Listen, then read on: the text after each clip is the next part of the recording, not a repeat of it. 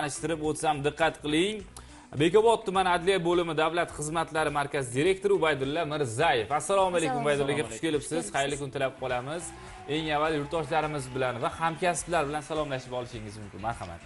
Assalomu alaykum hurmatli shu ko'rsatuvni tomosha qilayotgan muxlislar, teletomoshabinlar, studiyaning ijodkorlari, hammalarning kunlaring xayrli bo'lsin. Sizga ham xayrli bo'lsin deymiz va bugungi suhbatimiz manfaatli bo'lsin, yurtdoshlarimizga foydali bo'lsin. Yangidan yangi bilmagan o'sha ma'lumotlarni bilib olishlarini tilab qolamiz va eng birinchi savolimiz Ubaydulla aka, davlat xizmatlarini ko'rsatish tizimini takomillashtirish hamda sohada byurokratik tartibotlarni tubdan qisqartirishga doir qo'shimcha chora-tadbirlar to'g'risidagi 2025-yil 8-sentyabrdagi 157-son farmonning mazmun mohiyati nimalardan iborat? U qanday asosiy maqsadlarga qaratilgan? Shu haqida ma'lumot bersangiz. O'zi avvalo rivojlanayotgan davlatlarda normativ huquqiy hujjatlar yangilanib turishiga talab borda. Respublikamizda mana adliya tizimiga doir bir qancha farmonlar, qarorlar hamda Vazirlar Mahkamasining qarorlari ishlab chiqib kelinmoqda. Bularga misol qilib, mana 2024-yil 24-mayda ma'muriy islohotlar doirasida adliya organlari muassasalarini mas'uliyatni yanada oshirish hamda ixcham boshqaruv tizimini shakllantirish to'g'risidagi Prezidentimiz 80-sonli farmoni e'lon qilindi. Ushbu farmon bugungi kunga qarab o'z ijrosini ta'minlanib, ya'ni o'sha adliya xodimlari uyma yurgan holda xalqimizning ichiga kirib kelib, huquqiy muammolarni aniqlab, har bir huquqiy muammoni hal qilishga qaratilgan ishlar amalga oshirilgandan keyin endi navbatdagi farmon qabul qilindi. Siz hozir aytib o'tgan farmoningiz. Avvalo bu farmonni qabul qilinishiga asosiy birinchi sabab bu O'zbekiston 2030 strategiyasi. Ushbu strategiyani yo'l xaritasida belgilangan vazifalarning ijrosini ta'minlash maqsadida ushbu farmon qabul qilindi. Ushbu farmon bilan davlat xizmatlarini ko'rsatishni tubdan isloh qilish, ya'ni yanada uni xalqqa yaqin qilish, osonlashtirish, yengillashtirish hamda xalqda ketadigan vaqtini, naqdini, pulini tejash, ya'ni byurokratik to'siqlarni yanada qisqartirish, osonlashtirish maqsadida ushbu farmon qabul qilindi. Hammamizga ma'lum, davlat xizmatlari yagona reyestrda ko'rsatilgan barcha xizmatlarni ko'rsatuvchi yagona o'sha tashkilot hisoblanadi, davlat xizmatlar markazlari. Bugungi kunda davlat xizmatlar markazlari adliya bo'limlari qoshida faoliyat yurityapti. O'zi ma'muriy islohotlar boshlanganda adliya tizimi birinchilardan bo'lib 89-sonli farmon e'lon qilib 2022-yilda intellektual mulk agentligi, davlat xizmatlari agentligi degan tashkilotlar hammasi o'sha adliya vazirligiga birlashtirildi-da, adliya bo'limini qoshida o'sha FXDO tizimi ham adliya bo'limining ichida tarkibiga kiritildi. Davlat xizmatlari markazi ham adliya bo'limi tarkibiga kiritildi hamda yuridik xizmat ko'rsatish markazlari hammasi bitta adliya bo'lim qilib faoliyat yuritishni boshladi. Endi ushbu farmon doirasida yana ham o'sha ishlarni davom ettirish bo'yicha masalalar ko'rsatib o'tilgan. Eng asosiy birinchi masala bu yerda o'sha davlat xizmatlarining sonini 900 taga yetkazish. Bu degani 900 ta xizmatni fuqarolar eshikma-eshik, tashkilotma-tashkilot bormasdan turib, o'sha elektron tartibda olishni imkoniyatini yaratish degani. Bu yerda hammamiz hozir ichimizga kirib keldi. Buni hozir yangilik deb aytmasak ham bo'ladi. Ya'ni mygov.uz degan sayt. Hammamiz bilamiz, hozir telefonlarimizga qulayliklarga sabab bo'lgan sayt desak bo'ladi. Telefonlarga ham hozir o'sha mobil ilovasi juda ommalashib ketdi. O'sha qulayligini o'zi xalqimiz sezdi. Ya'ni davlat xizmatlari markaziga kelib murojaat qilish ham mumkin yoki onlayn tartibda mygov.uz sayti orqali hujjatlarni olish mumkin. Barcha hujjatlarni olish mumkin. Hattoki davlat xizmatlari markaziga kelib ola olmaydigan ayrim hujjatlarni ham onlayn tartibda olish mumkin. Bu fuqarolarimizga juda ham katta qulaylik vaqtdan tejaladi, ham arzon desak bo'ladi, ham yonbob desak bo'ladi. Xuddi shunday to'g'ri aytib o'tdingiz.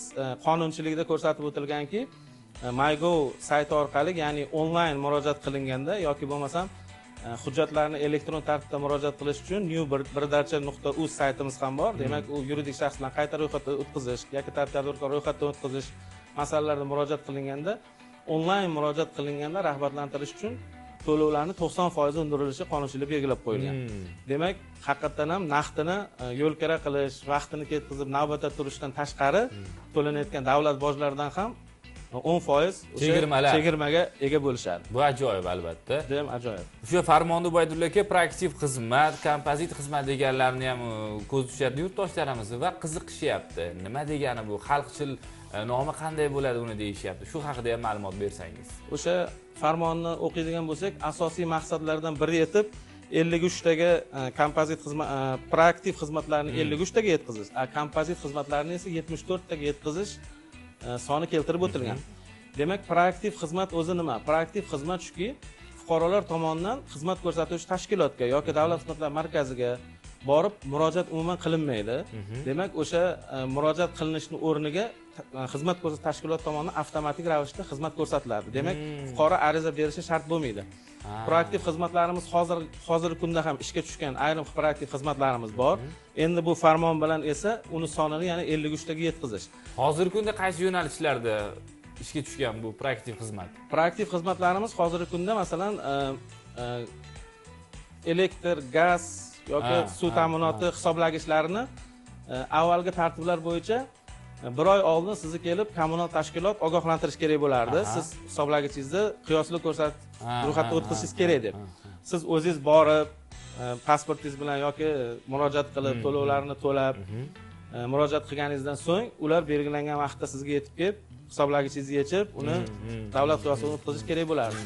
Ushbu xizmat o'sha 80-boya ta'kidlab o'tganimdek, 80-sonli farmonda ko'zda tutilib, proaktiv xizmatga hozir o'tgan. Demak, hisoblagichlaringizni qiyosli muddati kelganda fuqaro uni qachon qiyosli muddatim kelar ekan yoki qiyosli muddati o'tib ketganda ortiqcha pul hisoblab ketilmasmikan deb xavotirga tushish shart emas. Demak, muddati kelganda avtomatik ravishda o'sha kommunal tashkilotlarning o'zi proaktiv shaklda ularda 3 oy oldin o'sha ro'yxatlar shakllantiriladi tashkilotlarda.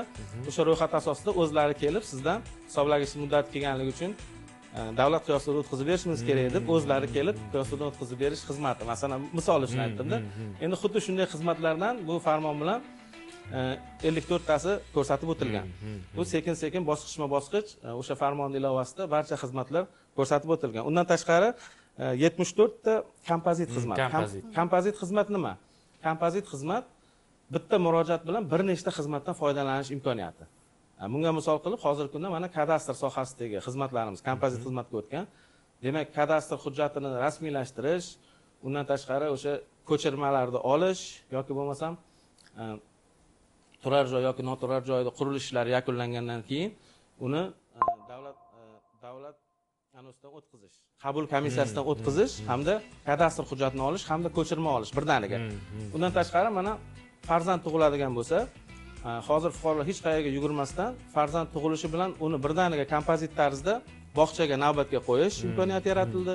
O'sha suyunchi pullari bo'lsa, suyunchi pullarini olish, undan tashqari tug'ilganlik haqidagi o'sha guvohnomani o'rnini bosuvchi QR kodlik ma'lumotnomani o'sha tug'uruq kompleksining o'zidan berilyapti. O'sha to'g'ridan-to'g'ri tug'ilganlik to'g'risidagi guvohnomani o'rnini bosuvchi deb hisoblanayapti. Yangi otalar uchun bu ham xushxabar. Yangi otalar uchun juda ham bu ma'qul.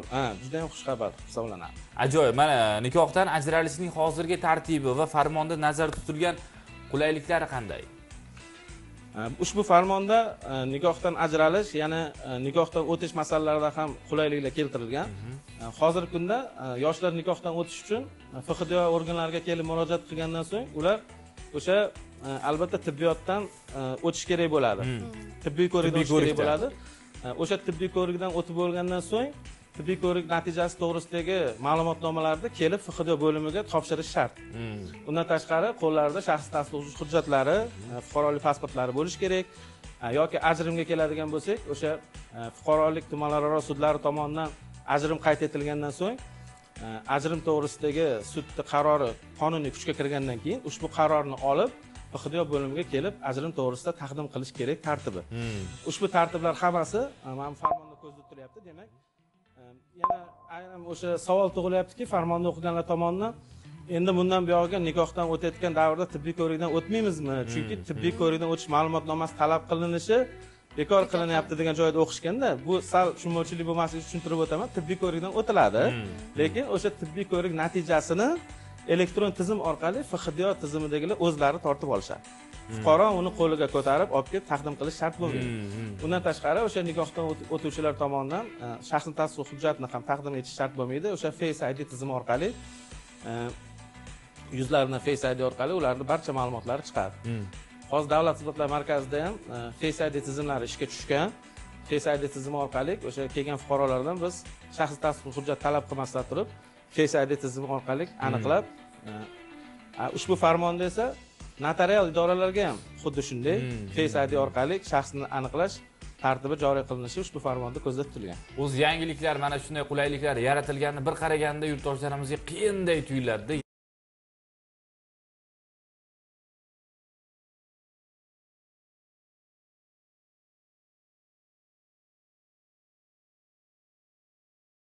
Yana murakkablashtiryapti deb o'ylashadi. Aslida agar o'rganib chiqsangiz, foydalanishni boshlasangiz, qanchalik qulayligini keyin his qilasiz.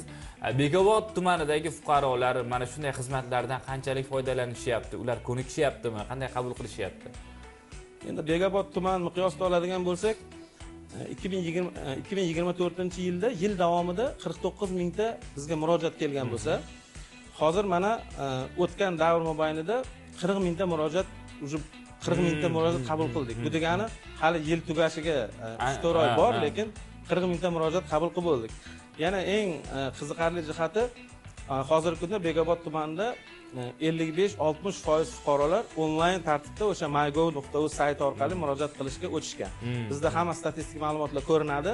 Demak, xalqimizni 55-60%gacha davlat xizmatlari tashrif buyurmasdan onlayn o'zlari uyda o'tirgan yoki ishxonada o'tirgan 24 soat 24/7 qulaylikdan foydalangan holda davlat xizmatlaridan kelmasdan turib foydalanishyapti. Bu ajoyib, ortiqcha navbat poyla, asabbuzarlik bo'l, u yerda turli voqea hodisalarga guvoh bo'lgandan ko'ra o'tirgan joyingizda mana shu qora qutidan agar to'g'ri foydalansak, bizning ko'plab o'sha mashaqqatlarimizni yengil qiladi deb ayta olaman. Men shunday mashaqqatli kasbingizda zafarlar yor bo'lsin. Ubaydullaga charchamang deb qo'raman. Hali qilinadigan ishlar talaygina. Yangi yilga yangidan yangi maqsadlar bo'lsa kerak. O'sha kunlarda ham diydor ko'rishib, suhbatlashish, manfaatli suhbat qurish, foydali ma'lumotlar olish bizga ham nasib etsin. Bugungi yo'q demasdan kelganingiz uchun tashakkur deb qolamiz. Yurtdoshlarimizga ikki og'iz maslahat o'rnida tavsiyalar bo'lsa, marhamat. Yurtdoshlarimizga tavsiyalarimiz davlat xizmatlaridan ko'proq onlayn tartibda foydalanishsin. Mana har bitta tuman shaharda adliya bo'limlari bor. Adliya bo'limlari qoshida mana Madad nodavlat notijorat tashkilotlari ham faoliyat yuritmoqda. Mabodo o'sha yuridik yordam kerak bo'ladigan bo'lsa, huquqiy yordam keladigan bo'lsa yoki huquqiy muammo kerak bo'ladigan bo'lsa, har bir mahalladagi hokim yordamchilariga murojaat qilib, hokim yordamchilari orqali mahalla huquqiy platformasi orqali bizga o'sha onlayn mahalla huquqiy platformasi orqali murojaatlar bemalol jo'natishlari mumkin. Biz hamma kelgan huquqiy muammolarni hal qilishga, fuqarolarimizga tezkor huquqiy yordam ko'rsatishga tayyormiz. Salomat bo'ling deb qolamiz va charchamang deymiz. Bizda esa do'stlar bir kurishib olamiz sahifasi va dasturimizni davom ettiramiz.